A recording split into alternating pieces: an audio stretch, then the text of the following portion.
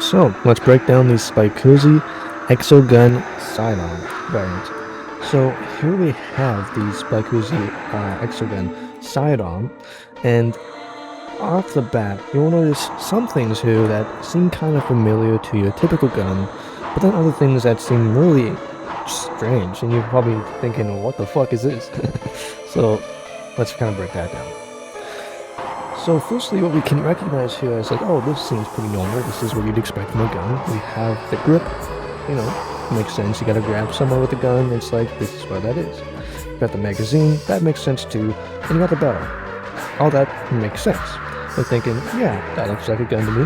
But then here's where things get kind of weird looking, kind of wonky looking, right? What are these? What are these? And, well, how about what is here and what is this? And even, what's this? And also, what is that? So let's break that down. Firstly, obviously not everybody's going to notice right off the bat is what's going on with the magazine. Now, we're going to talk about what the magazine is doing here in a bit, but you might think at first, oh, this is some kind of weird design flaw. Like, obviously they messed up here, right? The gun's not supposed to have the ammunition facing backwards, right? That's just weird. But like I said, we're going to get into exactly why the ammunition looks like this in a little bit. But first, let's break down one of the first things that you would see here that might kind of be a bit weird. Let me go to red and start circling stuff, right? Right here. So right here, we have something that's just a little bit weird, a little bit wonky. This looks like it's a trigger, right? It looks like you'd assume this to be the trigger, but indubitably it is not. See, what actually is this thing that we're looking at here? What does it actually do? Well, despite what you might think, it's not exactly a trigger. Although in some way you could honestly almost call it that. So what it actually does is this guy, right here, he connects to this. This connects to this and this through this. Now that we got that out of the way, what is this? And what is this? Well, firstly, starting back down here, we have what is essentially some kind of a lever. Well, what does this lever or this almost trigger connect to? Great question. So what it does, what it triggers, is a motor, which is right here.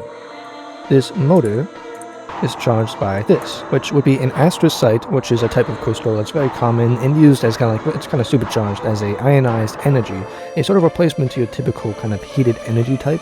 So this thing doesn't make as much of a heat type of an effect that other energy types does, which makes it really effective for a more cool kind of energy source, right? Which is great, meaning that there's not as much of a heat impact there. Now, obviously for us humans, in actual reality, that's obviously sometimes a little less practical for us, a little less likely for us, but it could be possible for us to find an energy source maybe that's sort of similar. I'm not entirely sure. I would have to do a little more research into that if I really wanted to figure that stuff out, but that's not really the point of this video. The Spikersi is made by the Sidearm, which is a species in my franchise, and they're not humans, so that's why they can get away with that. So this motor, it powers, as you see, two pretty cool looking things here. Little, what are called centrifugal kind of slings or something like that. What they do is not what a sling does, where you grab that thing and start yeeting it around over your head and toss that thing. That's not what this does. As you see, they're basically just two giant wheels, and these giant wheels go in different directions. So, the bottom wheel here, this one, goes like that. That's the way it goes. Now the top one up here, he goes like this. You see that? They basically grind together, and by putting a ammo, which is what we were talking about earlier, this is exactly where that kind of comes into play. So, this ammunition, why is it facing backwards? Seems pretty weird. Well, it's actually a pretty simple answer. See, the answer is this ammo. Now, obviously, the scale here is a little bit messed up. It's not actually what it would actually look like. This is just a quick sketch of it. But basically, the ammo would come into here. So basically, what would happen is we would have it come up here. You see this wheel, but then push it up here. That also is exactly why we have this part here, which is just a part of the gun's interior system, which just allows the sort of ammo to come up here, and there you go. From here, it's being ground down from both sides. That pressure, that stuff it builds up, and it goes flying out to here, the barrel. Now, there's the possibility for the barrel to be sort of rifled, so that the round, when it comes here, it kind of spins around a little bit, and then keeps its momentum, whatever the fuck you want to say, goes straight ahead like that. Or it kind of has more of a straight rifle kind of effect. So basically, by going through here, if it has a rifle into it, the barrel, this would allow the ammo to kind of spin around the barrel here, and then kind of have that kind of rifled effect. Sorry if I kind of mumbled that there. I have a bit of a mumble bubble. Basically, to recap, in case that was a little bit hard to hear, the ammo is facing backwards because when it comes up here, it gets caught by this wheel, and like we said, the wheel goes this way. Because the wheel goes that way, that means that the ammo also goes that way. And because this upper wheel here goes this way, that means that there's a grinding effect. The grinding effect, when the little spike gets stuck in here, it gets shut off. Because he's in spider web spinning at such a fast degree that this really spinning fast, the spike that gets stuck in here, it goes launching out the barrel. Now, if we have a rifle affected, and in general a barrel, we can all agree that a barrel would, it would slow it down, that's fair. But the thing is, by the speed of these here not engines, wheels, the fact that they are spinning so fast means that the speed of which the actual spec is going is actually fast enough that it doesn't really have too much of a fall off. Also, that's the cool thing about having the system like this. See, because there's this system here where we have this very small, very tight curve where it just quickly goes around, flying into here really fast, really quickly, means that when it gets to this rifle part, or this part here, whether it might be rifling or just a barrel in general, the ammunition can go through here still quite fast, which is obviously going to be slowed down a bit because of the nature of the barrel.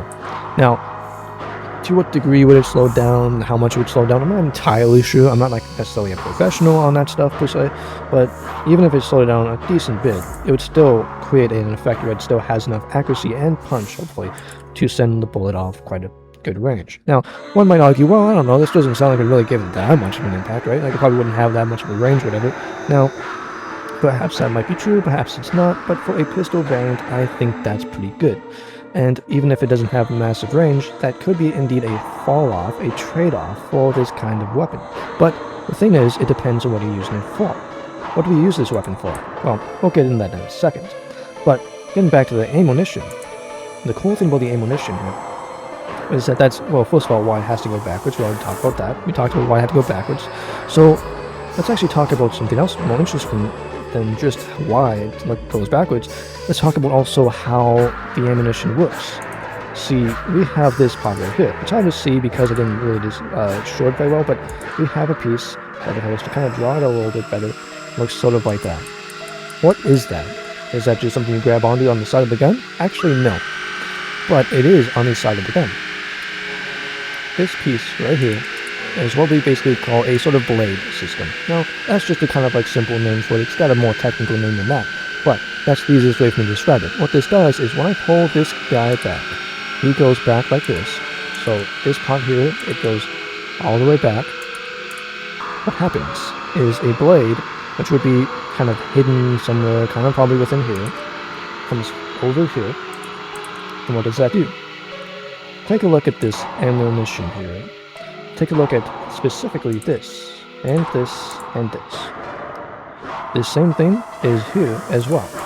What is this? Let me explain.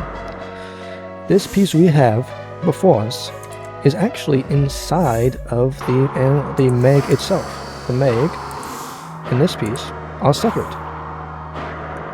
Now, why is that? It's separate because this is sort of like a belt inside of the ammo, or the magazine inside, not ammo, the magazine. So what does that actually mean? So what that means is that inside of this magazine is a little bit of a belt system. But then how does this belt system stay where it is? It had a lid, like we said. A lid which we would, to start the process, chop off with this piece here. So, because this, or I should say this piece, the whole thing, that thing, it's brought all the way back, and then forward.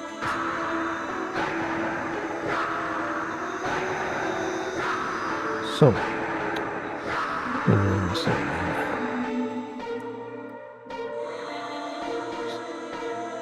so as soon as we do that process of basically taking this thing and bringing it back, the blade chops off the lid. And when the lid comes off, the first spike will come up into the position where it gets taken by the wheel and sent into its fire mode. So it's basically like an automatic firing system. It doesn't have a trigger where you fire with a weapon like that. You might still think, oh well, that might be a problem, right? What happens if I catch this piece and it gets brought back and it wouldn't fire off the bullet? That's a great question. And the answer is not really no. Here's why. The system here, like this thing here, is designed specifically to be, you have to like really like kind of put your fingers in there and then pull it back. You can't really just catch this thing by mistake, because otherwise it's done. It's also why safety, gun safety in general, is a very important thing. Because if you can catch this thing and cause the thing to go backwards, you're kind of stupid. I'm going to be honest, you don't really know how to handle one of these weapons. If you know how to handle an Exogun, you know already that that's just a typical sort of standard thing where you kind of have to pull that thing back. That's just how it goes. So if you're stupid enough really to just grab the gun and have it kind of pull back on you from here, that's kind of your fault, man. Well, yeah, so to be fair, later versions of Exoguns probably do have a lock system here where it locks it in place. You have to flip kind of like a lock off of it or something like that, or maybe it'd be a lock over here. But for a lot of the Exoguns, they don't really have that capacity, in the earlier versions of it especially. Mind you also, it is a very advanced and modernized version of it in the setting, so obviously a lot of species hadn't even had this for a long time. And when they finally did get these kinds of weapons in a more modernized age, they didn't really think about having a safety feature for that, because again, it wasn't really necessary. If you have a good enough holster, it shouldn't really catch that, so that's just kind of all part of safety, you know? But yeah, basically, if you do, it's kind of bad news, but it's probably not that big of a deal. Anyway, with that said and done, that brings us to the earlier question, which was... I actually forgot what I was gonna say now. Oh yes, I think we're gonna say, would it be powerful enough, wouldn't we? Is that what we're gonna say? You know what? I don't remember what I was gonna say, but I can actually pause that. So, anyways, with Exoguns, they all have unique kind of mags that function in sort of unique ways. The cool thing about an Exogun is all about basically making the gun work, all of its parts work in tandem together in a unique sort of way that also kind of just bolsters it, just making it as effective as possible, making it also a simple and unanimous sort of autonomous sort of system. The Exogun is basically supposed to be like a new generation of the gun, right? It's like, oh, gun cool, but let's make gun cooler, if possible. So, how exactly does this work? Okay, so let's take this example here. The example of a semi-mag. The semi-mag functions by having, like we said earlier, these things. I already mentioned those. These things here. Now, I think I mentioned earlier how this system kind of makes it like a belt. Like a thing where it's like one at a time. I didn't fully explain at that time, though, what exactly that meant. So what does that mean? That means that all these little pieces here are actually, like I said, within the magazine itself. So, what that means is a pretty interesting little thing. They all go up at, so I'll put it like this. This piece right here does match the piece up here. Of course, this piece is a little bit different because of the fact that it's the mag. It probably has some more functionality, perhaps, maybe not. But either way, this part comes up here, then it gets chopped off, and it will probably be an opening here or something like that, where it kind of gets basically pushed out or slid out. So the blade pushes them out and it falls down. And this lid just kind of goes down as the next one comes up to take its place. So that's how the semi-version of it works. And what that means is that as we have a bullet, or in this case a spike, go into the chamber and fire out, well, not really chamber, but go in and it goes firing out. When that happens, we don't actually have to worry about the next spike coming up and then get in the way. Now, granted, with this kind of a system, it wouldn't actually do that anyways, because we have something else called an auto mag, which does that exact thing. The auto mag, I am again just making a very rough sketch of what an auto mag actually looks like, but boom, an auto mag would just be like boom, you have just that thing. You could have designs on the outside of it if you wanted to, I guess, but really doesn't need that engraving, whatever. Actually, I think we have an engraving, wouldn't it? Because it usually has engravings on the mag. So yeah, it would look like that too. But the difference is that's on the outside of the mag, not the inside of the mag. So with a semi-mag, the outside of a semi-mag would look kind of more like this, we'll say as an example. And maybe would have a little bit kind of like some kind of like designs or patterns to know where the stuff originates, but honestly it might just look like this, and it's just that. So, but a auto mag would look like your standard mag, like something kind of like that. We'll go with that, I guess. Something that looks sort of like that. And so the mag, the auto mag, is different from the semi mag. But anyways, we'll get into the auto mag next. But so the semi mag, it does it one at a time, with all these pieces kind of catching in their own tune. So this guy goes and he gets his tune and he fires off. Then the next guy goes, then the next guy goes, the next guy goes, that sort of thing, right? Eventually it gets to the point where they're all kind of do that.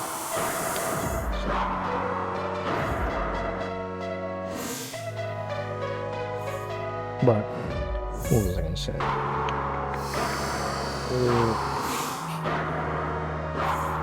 So that's how the semi-mag works. But the auto mag works differently. Auto mag is more of a magazine where all the ammo kind of blows up at the same time. It's not like, oh, you're gonna fire one, then the other, because with the semi-mag you have to keep using this thing here, this level, pulling it back, and sort of like a bolt action fire.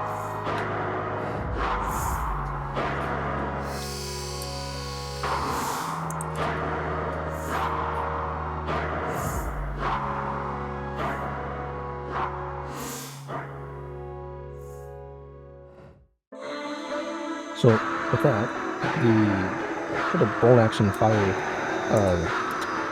sort of feeling of this gun makes it so it operates differently than the auto mag, because the auto mag, the whole way that works is all of this ammunition would come up at once. Well, not once, but basically one of these spikes would come in, immediately be picked up, another one will also be picked up, but basically they would do it at its own time, at its own space, and its own sort of like pace. And all of it would be picked up, but given enough space that it doesn't all just fire at once to get jammed. So basically how that would operate. The auto mag would be loaded in, and of course, like any other of these mags, these exo mags, you must use this, pull it back, and then the first round or whatever gets put in place. Goes firing up here. In this case, it will immediately firing up the the barrel. Then this next one would actually immediately take its place as well. So think of it like that. The first one, he stops here, he goes here, he goes right here, and he goes firing up. So as he goes boop, boop, boop, just like he gets here, then this one comes around. As this one goes flying out, the next one comes up here, and it goes flying out, and then the next one, and so on. So basically, it's not going to be something where it's like a big traffic jam inside of the gun, because the way that the speed of these motors, which brings us back to that idea of the whole motor system and everything like that, it's pretty cool because it allows the speed of it. Now, there will probably be an adjustment, perhaps here on some units, perhaps some here or here. There might be an adjustment on it. For some of these different kinds of exoguns, there'll be adjustments where you can adjust how much speed you really want the thing to have. Now, another system, the main way that this is done, the main system for that though, will really just be through this trigger system right here, which you pull this back. So if you pull it back a little bit, then it will just kind of like, if you do a little bit like a movement with it, it'll start moving these things really slowly around. But that's why I feel like, so let's say right here, it's stationary, no movement at all. If I move it to be kind of like pushed like this, a little bit of, see there's a little bit of movement there. That will make it kind of like, this guy starts to move a little bit. And same with this guy. But if I was to take this guy and push him back all the way, which is what you would normally do anyways, you bring them all the way back. That causes these guys to start really going super fast because of the motor. So when you have it, pulled back like you're supposed to, just have your hand on it like that, just pull it back the normal amount you're supposed to pull it back, which is again all the way back here. These guys are going really fast, like we said, and so the bullet will just whip itself right into here, boom, fire off, and next one will come in, blah blah blah, and there'll be enough space where it kind of like starts really more around the here really, and then kind of goes around here, and like we said, like, yeah, it goes really fast. But you might think, oh, well, what does that mean that the guy that's in here might get stuck up as these other ones try to get in the way? Not necessarily, and also even if it was true that, oh, what if this bike gets over here and this bike's still here? Even if that happens, which it can happen, and in fact, that's something you probably would want to have happen, is that this guy's here, this guy's coming up here really fast, and this guy's already prepared here. What you don't want is to have it so it's like, this guy's here, then this guy gets stuck here, and then this guy gets stuck here, which can happen, it can jam, but then again, what gun doesn't have the ability to jam? Comparatively, where, like, other weapons have, like, explosion, and then like there can be like dust all over, whatever, it can be just debris and stuff that can get stuck inside of your gun, you have to clean it out. This thing doesn't have that. You don't have to clean out the gun, really, other than just dust and dirt and normal stuff like that. You still have to clean it for that sort of stuff. But honestly, if you like were to have like a cap or something you could put on the end of the gun, something like that, you really would not need to clean this thing very much. Maybe dust, perhaps, to clean it against dust. Spray inside for dust removal or something like that. You would also need like a specific, usually use a specific spray where you kind of have the spray bottle here, right? This is how you kind of clean the gun. And then you kind of put this in here, basically would spray, and it kind of boom. And that would basically let you kind of clean the stuff here, kind of like help it not have any rust kind of appear on it.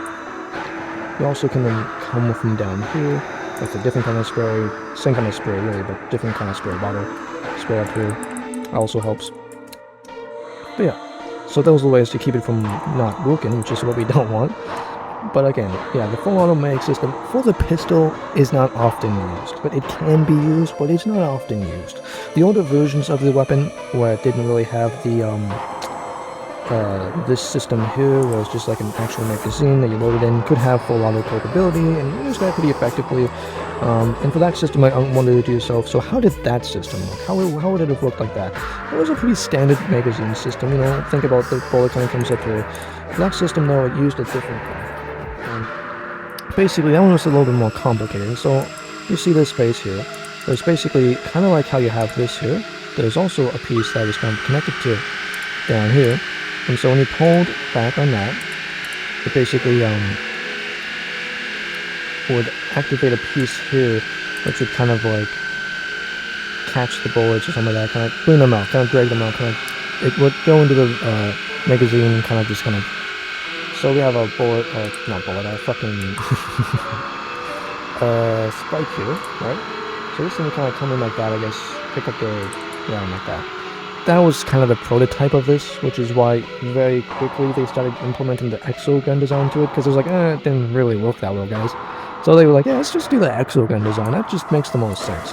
And a lot of people use the Exogun design in my setting because of that very reason. The Exogun is just really cool and very effective, because in other systems where they have actual ballistic systems, not this thing here, they can use pistons on the front here, which go ahead and bring it down if it's a vertical recoil, or bring it up if it's a well, it would be still a vertical recoil, but if it goes up the recoil, then they have a system that goes down, and if it's a down recoil, then they have a system that goes up. So that's kind of how that goes. Now, for this system specifically, it uses this guy, which actually is really great because it doesn't have any recoil to it at all, really. It just two pieces of two things grinding together. Not really a lot of recoil though. It's got some weight to it, but it's not got a lot of recoil, which is really nice, honestly. Very, very nice system.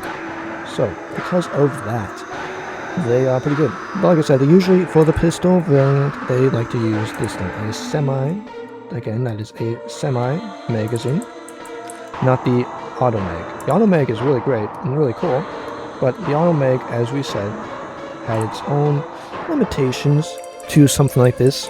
A tighter, more cramped area for a pistols and SMGs, even a little bit bigger though, but even them. Actually, no, them. They do actually have full auto. Yep, that's right. The SMG would look like this guy here. It's the same base model for the most part, but we'd have this part here be extended out, and we would have this part here be extended out obviously a little bit. There'd be more space here, more space. It'd be kind of extended up a little bit as well. Think of this like a carbine variant of that weapon. That's kind of like what it is. It's sort of like that. The pistol is sort of the carbine variant of the SMG. Which is interesting too, because you look at this pistol and you think, oh, this looks like an SMG to me. Because usually you'd see an SMG that have this kind of design to it, right? But it is indeed not. It is more, it's actually kind of like a Scorpion, isn't it? It looks like a Scorpion pistol almost, if you think about it. I think that's what they call it. I'm thinking about a different gun. I swear that's what they call it, was a Scorpion, but it might be something else, like a Z900 or something, I don't remember. I don't know my gun names that well, but you see it in games and stuff, they'll have this little mini SMG that it's got like a little SMG pistol looking thing, right? That's kind of what this looks like, but yeah. Thank you for watching, by the way. Thank you for sticking to the end of this if you have. And so, to, like I promised, give you the explanation before you leave. If you will let me do that, that would be great, of how the motor looks. It's a pretty simple, honestly, explanation for it, but let me just kind of go through that a little bit. Oh, before I do, let me just really quickly say there's also called boost make. So imagine all of these three, and then there's another three down here, and then they had one of these things here, right? That's basically all that is. And I think that's all of them. That's all the megs I can think of, other than obviously just variations of this, where it'd be like a drum meg or whatever. But yeah, other than that, pretty much that's what it looks like. So that's what it looks like otherwise. This is just the metal piece that you would see on the outside. The actual motor, I was a little lazy. I didn't really want to draw that, so just imagine a cool looking motor that would make sense here, okay? So this thing connects to the motor. That's what this is. It connects to the motor, which connects to these guys. As you see, it connects to where they're spinning, and also has these pieces that connect the spinny pieces as well. So, in here are like pistons basically, and the sort of mechanized parts of it that help it kind of do its thing. And otherwise, or it could be the wires, I'm not entirely sure. I haven't really fully fleshed out that part of it yet. I don't know if that'd be the wires or if it would be the pistons. It could be either or. I'm not entirely sure right now. But that's not the point. We have this here, which is the power supply. Like we said earlier in the video, Astrocyte. Astrocyte is pretty damn cool. Let me actually pull up what Astrocyte kind of looks like for you, just for reference. As energy, it looks kind of like this. It's a blue kind of energy. Sometimes it shows up just as RGB, cyan. Sometimes it's this half cyan. Sometimes it's kind of more like, let's see if I can get this guy here, Celeste, right? Yep, Celeste, sometimes even. So you gotta kind of think about like in terms of the purity. Let's say for this guy here, is it that version? Is it this version? Or is it maybe more like something almost works, like maybe that almost? A little bit more actually, a little bit more brighter, like that. This is more of a raw kind of version of it. You'd see your astrocyte kind of like something kind of like this when it's a crystal, right? That's kind of what it would look like. And so that's what that looks like. But when it's more like this, that opposite side of things, it's more of like a sort of vaporous looking thing. Wow, that's a majestic looking thing. Very few people have access to that. Not a lot of people would have access to this level of astrocyte, that kind of clear version of it, actually. Actually, maybe they would. Oh, is it this version? Yeah. It'd be actually more like this. This really don't have. This is like the just prime. You want this kind. That's the kind that people would fight over. That's the stuff that was over this stuff here, right? So yes. So this, however, is actually what most people do actually have access to. I got that wrong. I bet. Why I got that wrong is because I thought, oh, this looks majestic. This is probably the one I would have used for my more raw, not raw, my more perfect kind of version. But I thought about that for a second longer. I was like, oh wait, I got that wrong, because actually what you'd look for is the more pure versions. So you have this version here, you have basically this version here, and you have this version here. These different kinds of aspects I can get into in a different video, so I won't get too much into that. But let me just basically briefly say that the one you need to really look for this kind of a gun is this kind. The kind where it's like, man, I'm on my last legs. I'm not gonna lie, bro. I'm on my last legs here. I need to get some freshness or whatever. But it's still usable, absolutely, and it's still good. But it's basically at the point where it has basically been drained a lot. So it's kind of like, think of it like filtered, or like something like that, right? It's very heavily been filtered. It's not nearly as potent and powerful as it was, but it's still very effective. And for batteries of this size especially, you will see a lot of that. You'll see a lot of the time they'll use a battery pack like this, and you'll see a lot of guys just use that kind of style because that's what they have access to. The ones who have access to this stuff right here is actually usually going to be a far more advanced species. And these guys are like the guys, you guys have full access to the actual mines themselves. So yeah, it's pretty cool. With all that said and done, that covers that. Oh, one last thing I will say, in other versions, it can be up here. For this version, the pistol, it will always almost always be here. Because the stock will usually be something like that, like one of those like pistol stocks. So, yeah. With that said and done, let me know your thoughts on the Spikersi, what is it called? Spikersi Exogen Sidearm. That's a bit of a tongue twister. And I hope you guys enjoyed the video. Subscribe for more breakdowns of cool universe technology. That's what it's called, this franchise I'm building. I'd love to see you guys support it and stick around. Thank you and peace. Okay, so what do we use this gun for? That was what my question was earlier. And now let's answer that. So what do the Snowden use the Spikersi pistol sidearm, I should say? What do they use that for? What's the point of this gun? What is it for? Well, let's kind of get into that a little bit more. So the Spikersi Exogun Sidearm is utilized for a lot of times stealthier or more like ambush type stuff, and most notably assassinations. It is a weapon that is used for that kind of stuff. And now, why is it used for that? Well, this kind of comes down to a little bit of some of the history of who the Snowden are. The Snowden are known for being remarkable swordsmen, and therefore they are very good at that, and they do like using honorable kind of combat like that. However, it's also important to recognize that biologically speaking, a Snowden is rather slender. They're not a very, brawny or stocky kind of a strong species. Because of that, naturally, they have used a lot of more slyness and a lot more of the... And that's also how they are good at swordsmanship as well a lot of times, is they're very sly with how they use them really. It's not so much that they have an expert knowledge on how a sword functions or works, as much as it is they understand how to avoid and evade the enemy. The swords are not even the strongest, the swords are not even the most durable, but the swords are effective enough at piercing the point of where they want to destroy or do damage to. Because of that, the Snowden have learned to really well master the art of a sort of swordsmanship, a unique sort of swordsmanship, one that complements their weapons as well. They use a lot of this sort of secrecy and a lot of this stealth to essentially their advantage. And that's what makes them excellent at spies, excellent at stealth, excellent at these sorts of things.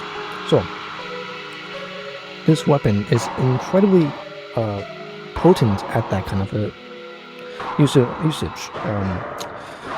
By that, I mean the fact that this generates really no sound, very little at least, allows it to really be a very good assassination weapon, because by firing up in here, and then out here, and making all the while very little noise, allows it to hit the target in a sort of surprise.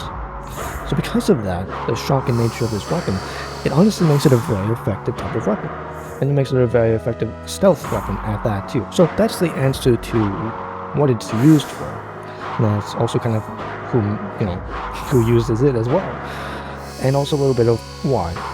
But then that brings up the question of, is it effective at that? So to close out the video, let's kind of answer that question of, is this weapon effective? First, let me kind of go over a few extra things to just make sure we understand why the functionality is the way it is and how it does work. Some of it will be review, others will be a little bit of some additional stuff. So we'll just end up on what the functionality of this stuff is. So stay tuned for that, of course, as I get to that part. But we'll just quickly review before that, just to make sure we got the idea of what's going on. So, firstly, grip and barrel, pretty standard. The grip is a very comfortable sort of grip. It's a very comfortable material for this grip. It's kind of like got this sort of a fabric-y kind of thing where it's nice. It's a nice grip. It's nothing too light, but it's nothing too rough on the skin either. So it's a nice little thing, nice little detail. Very relevant in the grand scheme of the actual other stuff here, of course, you might say, but I think it's still pretty cool and worth mentioning. For that, they have nice ergonomics as well, for the most part. It's got a sort of a revolver style of one. If you think about, I think the Magnums, 357 Magnums perhaps, what really comes to my mind is the Ranger, the Cruiser, however you say that, from Fallout New Vegas, the Ranger's revolver from Fallout New Vegas. That's what this really reminds me of, this style of revolver handle. It's just a cool design. I figured it would make sense, especially with this lever system right here. It just makes the most sense that we'd have a system like that. So because of that, I also will go on to now this as review. This goes right back to this motor we were talking about, which we'll get a little bit more into the motor, of course, later, like I said. Then we have the ammunition. Now this one I want to take a little bit more time on. So the ammunition has different kinds. We have a kind like this, very rough. I'm just doing a really rough example of this, but it's the same thing as this. And this is called the semi mag. Now, the semi mag, which is what this is right here, is obviously semi-automatic kind of a mag. Well, what does that mean? So for the Exoguns, they do something really, really interesting. And the interesting thing they do is they will allow you to actually have different mags with different capabilities. Now, I don't mean in the standard way of, oh yeah, this magazine, it does things, a little bit different, or blah blah blah, different kind of magazine type, like drum mag, or rounded kind of AK kind of mag. So I don't mean like that. No. What I mean is something a little bit different. And I also don't necessarily mean strictly in a belt way. No, kind of in a belt way, but not exactly in a belt way. Okay, so how it functions